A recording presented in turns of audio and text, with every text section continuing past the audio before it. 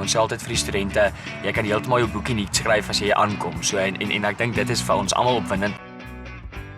So jy kom hier aan en almal het 'n behoefte om te behoort. Jy kan deel wees van 'n groep mense met soortgelyke, tog heeltemal unieke belangstellings en drome wat elkeen navolg. Mense tog saam met hulle 'n deel van hierdie groter prentjie. In die koshuis het jy regtig hierdie veilige spasie om jou voete te vind. Jy het 'n veilige plek waar jy kan foute maak.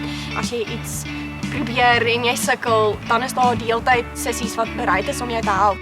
En by Akademia praat ons baie van ons as 'n gemeenskapsuniversiteit en daardie gemeenskapsfaktor kom in by die koshuise en die daghuise ook. Dit is op die ou en regtig vir die geleentheid weer waar jou omstandighede dalk verskil om deel te vorm van die unieke koshuislewe en daardie behoort en gevoel van behoort te ontwikkel. Wat vir my ongelooflik is persoonlik, is hoe ons as 'n koshuis besig is om stadig maar seker hierdie Spreuke 31 half uitmekaar uit te haal en stukkie vir stukkie dit saam te ontdek.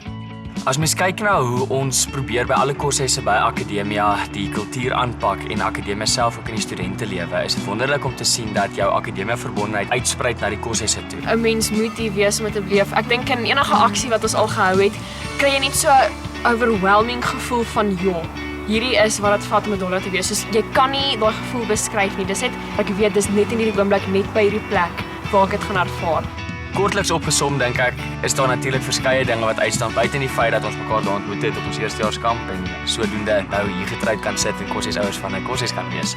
Maar ek dink so vir elkeen gaan maar uitstaan wat hulle by die koshuis beleef het. En op die ou ende maak jy van jou belewenis by die koshuis wat jy daarvan maak. Ek het nog geleer om my perspektief te verbreed op alles in die lewe te danke aan Dwart.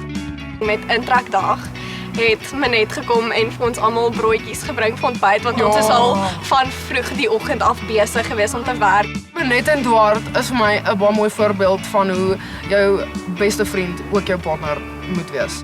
Hulle gaan altyd die ekstra tree net om ons te help en ons te beskerm, so ons is regtig geseën. Ek's Manet Dassenwil en hierdie is Dwart Dassenwil.